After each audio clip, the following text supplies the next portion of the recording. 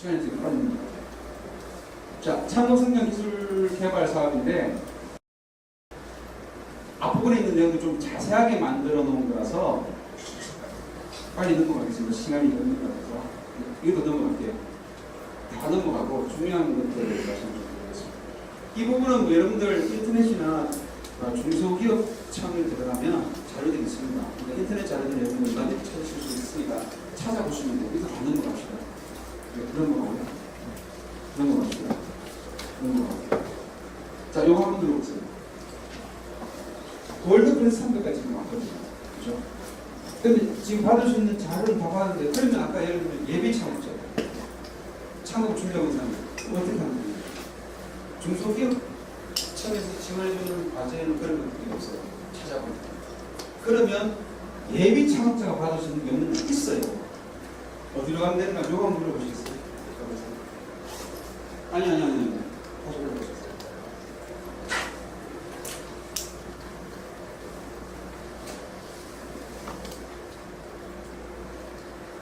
6개월 체력이 그렇게 사업을 하겠습니다. 얘는 예비 창업자도 지원할 수 있습니다. 예비 창업자. 단, 내가 저 사업을 지원할 시점에는 창업을 했습니다. 그러나 창업을 하고 저 사업을 지원하실 필요가 없어요. 미리 지원하셔서 당장 PD하고 충분히 논의를 거쳐서 이 가관성이 있다고 판단이 되시면 그때 창업을 하시면 됩니다.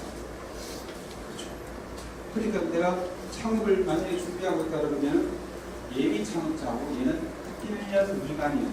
창업자는 1년 미만에는 이 6개월 천지 플랫폼 사업을 지원할 수가 있습니다. 사업비가 112억 정도가 있습니다. 왜냐하면 얘는 뭘 만들어주는가 하면 내가 아이디어가 있어요. 제품을 만들 능력을 갖고 그럴 경우에 내가 아이디어만 가지고 가서 만약에 제안서를 쓰면 이 아이디어에 대한 타당성 공부를 하고 국가가 얘를 대한 시제품을 만들어주는 사업입니다. 5천만 원 정도 사업. 내가 또 한번 들어가잖아요. 이 사업은 국가 과제이긴 하지만 내가 국가로 돌려줄 의무가 없습니다. 5천만 원을 왜? 내 통장으로 돈을 넣어주는 것이 아니고 국가가 5천만 원을 돌려줍니다. 시제품 만들고. 그러니까 시제품 만들고 끝나느냐? 그렇잖아요. 저 사업을 통해서 시제품을 만들어서 그 사업의 모델이라고 하는 것을 열 것이고 모델을 붙여서 정말 사업의 타당성이 있다 라고 하면 그 다음에 다시 기술개발 과정을 연계시켜줍니다. 그러니까 지금 창업을 준비하시거나 창업을 염두에 두시는 분들이 제일 처음에 가장 지원을 해보실 수 있는 사업이 6개월 체험 사업이라고 그렇게 생각하고 넘어보시겠어요? 아이디어가 있으면 아이디어를 구출하십시오. 그리고 시장 조사하고 사업계획을 수립을 하시면 됩니다. 그리고 이 부분이 중요한데요. 아이디어에 대한 특허 출원 정도를 가지고 있으시면 좋아요. 특허 출원 정도. 특허 출원 정도를 하고 그 다음에 여기에 아이디어를 실증하기 위해서 이 부분에 대해서 내가 어떻게 보면 팔로가 있다라고 하는 증명을 좀 보이시면 됩니다. 그리고 시장 검증을 통해서 기술 연계 사업을 하면은 3천만 원을 더 추가로 지원합니다. 이것도 역시 국가에 돌려줄 책임이 있습니다. 그리고 아이디어가 사업화가 되면은 팔로 지원 대책까지 이루어집니다. 6개월 체험 사업을 여러분들이 지원해 주셨으면 좋겠습니다. 1년 이내 기업이고요. 예비 창업자가 가능합니다. 그리고 얘는 한 가지 좋은 것이 뭐냐면 수시로 거의 수시로 연중 내내 하기 때문에 하시면 되더라고요. 우리 송 대표님 6개월 체험 사업을 해보셨죠? 제가 거짓말하고 있으면 해주세요. 네, 그래서 수시로 할 수 있습니다. 거의 뭐 격월 단위로 모집을 받고 있기 때문에 그리고 제가 한 번 낸다고 해서 다른 것처럼 한 번 내고 서면 평가에서 끝나는 것이 아니라 얘는 지속적으로 피드백을 받습니다. 담당 PD. 자, 이렇게 수정하자, 저렇게 수정하자 해서 담당 PD가 이 정도면 수정이 되었다라고 하면 각 전국에 있는 창조경제혁신센터에서 본원으로 올리게 있습니다. 그럼 본원에서 대제도로 가셔서 발표를 하고 평가를 받아서 통과가 됩니다. 그렇게 있습니다. 다음 문제 보시죠. 네. 요거는 필요하시면 찍어 놓으세요. 그래서 신청 절차가 이렇게 되니까 한번 지어해 보시면 좋겠습니다. 그 다음에 자, 이제 요 3장이 제가 여러분들한테 사실은 전달해 드리고자 하는 어떻게 보면 뭐 메시지라고 생각하십니다. 우선 아까 여러분 보셨지만 단계별로 내가 지원할 수 있는 국가의 과제는 어떤 것들이 있는지 여러분들이 같이 파악하셔야 돼요. 이건 어렵지 않습니다. 아까 보시면 인터넷에도 여러 가지 자료들이 나와 있고 또 내가 나의 위치가 어느 정도인지 알고 아까 그 표를 보시면 최소한 중소기업청에서 지원해주는 그런 국가 과제들을 어떻게 진행하는지를 충분히 여러분들이 아실 수 있어요. 그런데 창업기업이 눈여겨봐야 될 시책이 뭐냐면 아까 8개가 있었습니다. 혹시 기억나십니까? 8개 중에서 창업재기 사업전환 지원하는 지원 사업과 그리고 기술개발 지원 사업이 있었어요. 기술개발 지원 사업 중에 아까 X축과 Y축이죠. X축과 Y축을 여러분이 심사하셔서 내가 어떤 부분에 해당하는지를 일단 찾아 들어가시는 첫 번째 과제를 포토폴리오 첫 번째 책. 두 번째는 자, 이게 수행 횟수 제한이 당연히 있지 않겠습니까? 반드시 수행 횟수 제한이 있어요. 국가 과제를 완전히 한계를 밀어줄 수 있습니다. 그렇다면 국가에서는 요 사업이 뭐냐면 이 자체가 하나의 블락입니다. 선택과 집중 사업이 하나의 그룹핑이 되어 있고 그리고 저변 확대 사업이 하나의 그룹핑이 되어 있고 그리고 인프라 지원 사업이 하나의 그룹핑이 되어 있어요. 무슨 말이냐면 여기 안에서 이런 과제들은 얘를 하고 반복합니다. 이 그룹 안에서는 반드시 어떻게 됩니까? 횟수 제한이 존재합니다. 여기서 이렇게 넘어가면 하나의 다른 블록이기 때문에 별개예요. 얘를 3번 했다고 해서 예를 들면 5번이 우리가 예를 들면 5번이 횟수 제한이 있다고 봅시다. 그러면 얘를 3번 했다고 해서 얘를 2번만 할 수 있는 그렇지 않아요. 얘의 3번은 이 3번 안에서 끝납니다. 여기서 다시 어떻게 됩니까? 카운트가 새로 시작합니다. 카운트 새로 시작합니다. 그럼 어떻게 되냐? 뒤에 한번 넘어가 보죠. 저변 확대 사업은 제품 공정에서 앞에 잠깐 넘어가 주시겠어요? 제품 공정 사업이라는 이런 쪽에는 제품 공정 사업에는 횟수 제한이 없어요. 이 횟수 제한이 없어요. 그런데 저변 확대 사업 중에서도 상업연하고 창업은 합쳐서 3번 이상 못하는 게 있습니다. 그 분락을 했습니다. 그 다음에 선택과 집중 사업은 총 4번을 하면 무조건 졸업을 하는 거예요. 그 분락을 잘 기억을 하시고 그 안에서는 3번, 4번 그러니까 총 어떻게 보면 이쪽 블락을 다 합치면 7번을 중소기업 청원에서의 과제를 여러분들이 하실 수 있다고 합니다. 그렇죠? 그 다음에 자 이게 이제 이거는 아무도 알려주지 않는 저의 어떻게 보면 노하우입니다. 알파고 때문에 우리가 한참 바둑을 있었어요. 여러분 바둑을 좋아하시는지 모르겠지만 바둑에서의 수순이 중요한 이유가 뭡니까? 사활이 걸려있습니다. 그렇죠? 바둑에서의 수순. 그렇다면 한번 필요해 주시겠어요? 자 이거 한번 예로 한번 여러분들한테 보여드릴게요. 창조경제혁신센터 창조경제혁신센터는 예를 들어서 이창구상. 그런데 창진은 어디 소속입니까? 조기청사 하나요. 내가 창조경제혁신센터의 6개월 챌린지 사업이라든지 여러 가지 사업들을 좀 지원을 했어요. 그리고 사실 그렇게 해서는 안 되지만 그러나 우리가 가지고 있는 베이스 기본적인 기반 기술 자체가 동일하다. 여기서 제가 사실 그거를 표현할까 말까 하다가 뺐어요. 혹시나 사진 찍히면 안 되겠죠. 국가과제는 요리하고 똑같습니다. 예를 들어 내가 양파, 감자, 당근을 가지고 있어요. 그러면 동일한 재료를 가지고 볶음밥을 할 수도 있지 않습니까? 동일한 재료를 가지고 카레를 만들 수도 있어요. 동일한 재료를 가지고 충치를 만들 수도 있어요. 이것이 가능하다. 내가 가지고 있는 기반 기술을 가지고 어떤 어떤 형태의 애플리케이션으로 만들어내느냐에 따라서 사실은 과제를 여러 부처 것들을 수행이 가능해요. 그런데 여기서 이거 봐야 되거든요. 왜 수순의 묘라고 말씀드리냐면 다음 거 한번 읽어주시겠어요? 이렇게는 안 돼요. 저렇게는 안 됩니다. 왜 안 되느냐? 창업진흥원에서는 기존에 했던 모든 과제들 샅샅이 전수조사를 합니다. 샅샅이 전수조사를 해서 동일한 것들을 가지고 동일한 성격의 과제에 만약에 제안을 했다라고 하면 제한 단계에서 탈락합니다. 다음 한번 읽어보시겠어요? 이 수술은요, 창진원에 가요. 창진원에 가서 패스가 됐어요. 나쁜 말이지만 동일한 과제를 가지고 창조경제센터 가셔도 돼요. 왜? 창조경제센터는 필터링 하지 않습니다. 그러면 어떻게 됩니까? 나는 동일한 걸 가지고 사실은 발품 팔아서 여러분들이 갈 수도 없습니다. 그리고 동일한 걸 가지고 또 어디가 되느냐?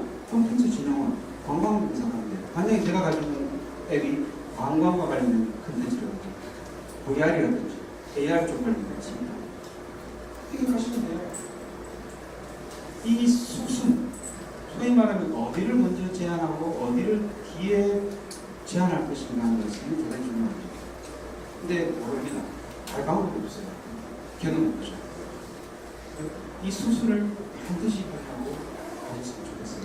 그 다음에 자, 그 다음에 뭐냐면 정부가 돈을 대주되 100원을 다 대주지 않아요. 왜? 뭐를 해야 돼요? 모라는가 존재하기 때문에 예를 들어 1억 원짜리 사업이다라고 하면 통상적으로 지금 이 부분이 사실 굉장히 많이 엉켜졌습니다. 원래 얘기거든요. 그래서 65% 이하. 하지만 1억 원이 사업을 만약에 내가 기획을 했다고 하면 정부는 6,500만 원 해주잖아요. 그럼 나머지 3,500만 원 어떻게 되느냐? 사업자인 내가 부담을 해야 됩니다. 3,500만 원 중에서 현금 부분과 현물 투자 부분이 있어요. 현물 투자 부분은 뭐냐면 내가 가지고 있는 기자재, 개발 장비, 그리고 인건비까지 전부 다 현물로 인정을 해줍니다. 그러나 현금은 반드시 돈을 내야 돼요. 이 부분이 또 원래 바뀐 부분인데 엉켜졌습니다. 예전에는 민간 현금과 현물의 비중이 80대 20이었어요. 현물을 80까지 인정을 해줬습니다. 무슨 말이냐면 내가 3,500만 원을 내야 되는데 옛날에는 현금 700만 원 내고 현물로 2,800만 원을 내면 된다는 소리였어요. 과제를 들었어요. 근데 이게 바뀌었어요. 30%에서 많은 40%까지 현금 비중을 올렸습니다. 왜? 기업의 어떤 도덕적 해이를 막기 위한 차원으로 그렇게 만들어놨어요. 그렇다면 자 한번 보시죠. 기본적으로 정부 출연금이 65% 이하짜리 과제들인데 그럼 우리 어떻게 어디에 지원하면 좋겠습니까? 다음 문제 보시죠. 이거요. 창업센터 기술개발사업 80%까지 지원하죠. 1억짜리 과제면 정부가 8천만 원까지 지원해줍니다. 그렇다면 만약에 우리가 이 여기에 있는 모든 것들에 대해서 우리가 제한이 가능하다고 한다면 어디부터 제한하는 게 맞겠습니까?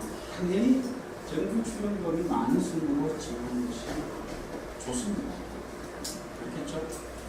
그래서 정부 출연금이 얼마인지 반드시 체크해 보십시오. 자, 그 다음에 이제 마지막으로 제가 여러분들한테 하나 더 말씀드리고 싶은 거는 그다음에 있는 거죠. 아까 말씀드린 정률 기술료와 정액 기술료 납부 방법이 있어요. 한 과제가 통상적으로 1년이나 뭐 2년, 3년 이런 과제 중장기 과제인데 우리가 1년짜리 과제를 예를 들어서 1년 과제를 수행을 하고 나면 그 수행된 것에 대한 회계적인 감사부터 시작해서 모든 것들을 평가를 받게 되겠습니다. 평가를 받아서 예를 들면 1억짜리 과제를 수행했습니다. 1억 과제. 1억 과제를 수행을 했는데 석세스 판정을 받았습니다. 성공. A를 받으면 어떻게 됩니까? 일단 기본적으로 앞으로 국가 과제에 참여할 수 있는 제한이 자격이 제한됩니다. 그리고 A를 받으면 나쁜 경우는 어떻게 됩니까? 다 개원이 됩니다. 국가로부터 받은 모든 돈을 다 개원이 됩니다. 대표적으로 걸리는 게 어떻게 하십니까? 인건비를 다른 쪽으로 용도 변경합니다. 예를 들면 유승기 대표를 우리 회사에 위장 취업을 시켜놓고 내가 급여를 주는 것처럼 해. 국가 과제비용. 왜냐하면 요즘은 다 임금으로 주는 것이 다 용인이 되니까. 그리고 이렇게 뒤로 돈을 받아 회사의 비자금을 만드는 거예요. 대부분 이거 가집니다. 이거 대부분 어디까지 가면 이거 심각할 경우는 형사소송, 형사고소를 하게 됩니다. 이런 혹시 뭐 학교에 어떤 비리가 터질 때가 서울대 무슨 교수의 무슨 국가과제에 형사소송 대부분 다 이렇게 해요. 국가의 과제 비용을 전용합니다. 그런데 이거 기술료 말이죠. 너무 믿어볼 수 있어요. 사실 이거 받아서 쓸 때는 좋거든요. 기업 입장에서. 근데 1년이 끝났어. 돌려주려면 목돈이에요. 그렇지 않습니까? 10%에서 20% 사이 정도를 리턴해야 돼요. 국가가. 내가 1억짜리 과제를 수행했으면 1,000만 원에서 2,000만 원을 국가한테 다시 돌려내야 됩니다. 다만 여기 두 가지 방법이 있어요. 정액 기술료라고 하는 건 뭐냐면은 내가 매출이 일어나든 안 일어나든 상관없이 무조건 해야 돼요. 그것이 아까 말씀드렸던 10%에서 20% 이게 과제마다 좀 다르거든요. 예를 들면 20%라고 하는 거예요. 1억을 짜리 과제했어요. 그러면 얼마를 내야 됩니까? 2천만 원을 국가에 돌려줘야 되죠. 근데 중소기업 2천만 원 한꺼번에 마련할 여력이 됩니까? 어려워요. 그러면 국가가 어떻게 그러냐면 일시불로 내면 40% 깎는 거죠. 1,200만 원을 리턴하는 거예요. 그러면 12%가 내야 되는 거죠. 그러나 3년까지 분할 납부하게 줍니다. 좀 복잡한데 3년까지 분할 납부하게 해줘요.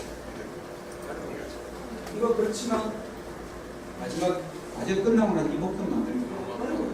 해주시면 좋겠죠. 그러니까 저 과제를 수행할 때 사업비를 집행할 때 사실 저 부분을 감안하고 하셔요. 돌려주는 것을. 그러니까 아까 말씀드린 비자금을 자꾸 조성하기 시작해요. 그러다 비자금을 조성하지 않고 아주 합법적인 선에서 할 수 있는 그런 이 매줄타기 할 수 있는 것들이 좀 존재를 해요. 그러나 법을 넘어가지 않는 선에서. 그 부분들은 오늘 다 말씀드릴 수 없을 것 같습니다. 제가 권장드리는 것은 정률 기술료인 과제가 사실 많지는 않아요. 많지는 않지만 만약에 하신다 그러면 마지막에 우리가 어떤 과제를 따는 게 중요하니까 그러나 과제를 따는데 마지막에 저 부분을 우리가 한번 돌이켜봐야 되거든요. 정률 기술료로 예를 납부가 가능한가? 그런 과제들이 많아요. 예를 들면 미래창조과학부라든지 정보 통신진흥원이라든지 이런 과제들은 과제가 굉장히 비용이 크거든요. 그런 경우는 정률 기술료입니다. 뭐냐면 매출이 발생된 것의 3%를 5년까지 납부하게 있습니다. 그런데 매출이 발생 안 됐어요. 그러면 돌려줘야 될 의무가 없습니다. 그래서 만약에 마지막에 하신다면 정부 출연금에 아까 말씀드렸던 정부가 출연금을 얼마나 하는지 그 구성 비용 비율과 그리고 기술료 납부 방법을 반드시 고려를 하시는 것이 좋겠습니다. 그 다음에 이제 5분 전에 마치겠습니다. 왜냐하면 정말 중요한 부분을 내가 말씀드립니다. 사업 계획서 작성을 아마 하시는 거예요. 그렇죠? 왜냐하면 서면 평가하고 현장 평가가 있고 그 다음에 대면 평가거든요. 사업 계획서 작성을 하면 저도 평가 이유로 들어가면 사업 계획서 작성하는 건 이 기업이 과제 수행을 해갔느냐 안 해갔느냐 대충 압니다. 무슨 말이냐면 이거 우리 압니다. 과제의 지원 범위가 어떻게 있습니까? 아이디어 단계가 아닙니다. 상용화 단계가 아닙니다. 이런데 왜 지원을 줍니까? 딱 저 중간에 있는 시작품, 파일럿 스케일 쪽에 있는 것들을 지원해 주거든요. 근데 그게 기업을 하다 보면 딱 안 맞아떨어져요. 시기적으로. 이미 만들어진 것도 있고. 그렇죠? 근데 기업 입장에서 어떻게 리스크가 적겠습니까? 이미 만들어진다는 게 제일 리스크가 적어요. 이미 만들어진 거 가지고 하는 거죠. 그런데 이거를 이미 만들어진 걸 자꾸 이렇게 펴놔요. 이거를 2단계가 지원법인데 이 얘기를 하다 보면 자기도 모르게 자꾸 2단계 것이 소위 말하는 탈로가 나요. 그러니까 이 부분을 꼭 내가 지원 받아야 될 범위가 너무 얼리 스테이지라고 너무 상용화 단계도 아니에요.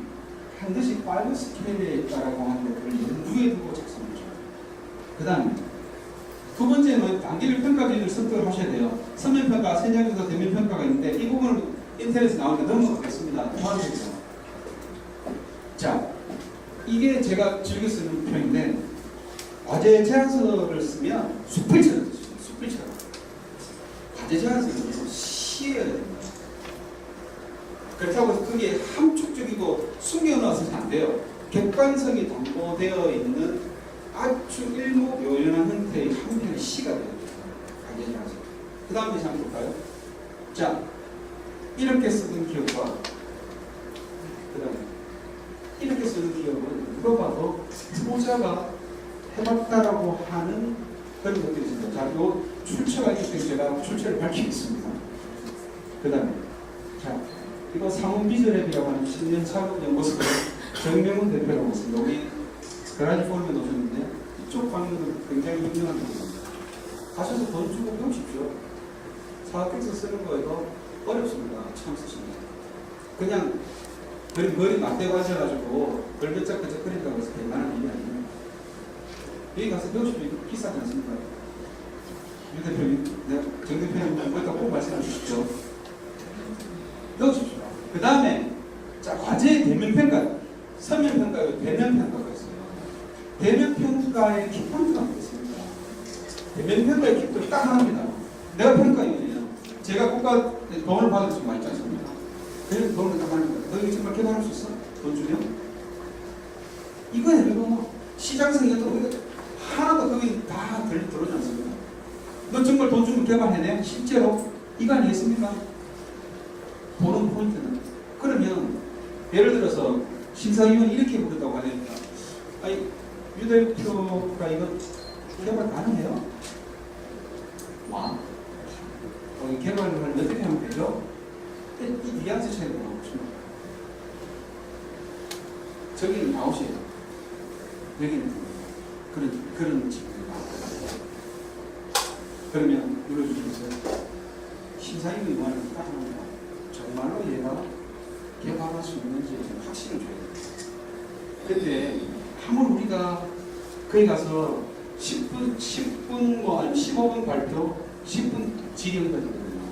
어떻게 해야 돼요? 10분 안에? 안 됩니다. 10분 안에. 그래서 저는 테드라고 저는 하고 싶어요.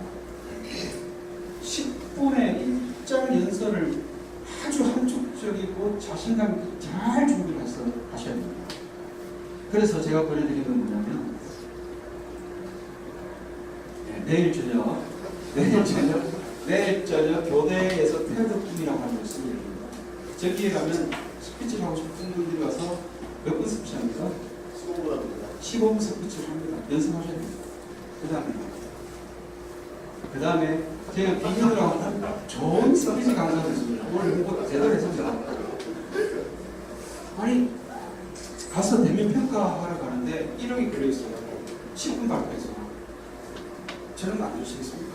저는 권장해 주십니다. 돈을 쓰십시오. 그런데 비싼 돈을 쓰지 않으십시오. 비싸지 않습니다. 저희 것들을 들으십니다.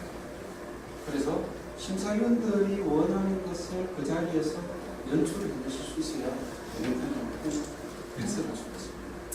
그 다음에 자, 이제 맺으면서 여러분들한테 말씀을 드리겠습니다. 뭐 다 아시는 내용이겠지만, 여기서부터 창업 단계에서부터 뭐 판매 서비스 단계, 여기는 아마 제품이 개발되는 그런 단계의 축이라고 보시면 됩니다. 저기는 창업을 하고 나서 창업 1년차, 2년차부터 해서 창업 5년차가 넘어가면서 받으실 수 있는 자금이에요. 우선 처음에 물론 자기 자금을 가지고 시작을 하겠죠. 그런데 정부 출연 자금이 처음에 예비 창업자나 창업 1, 2년차가 되면 창업 자금을 받으시죠. 그리고 창업 1, 2년차가 되면 기술 개발 자금과 마케팅 지원 자금을 받으십시오.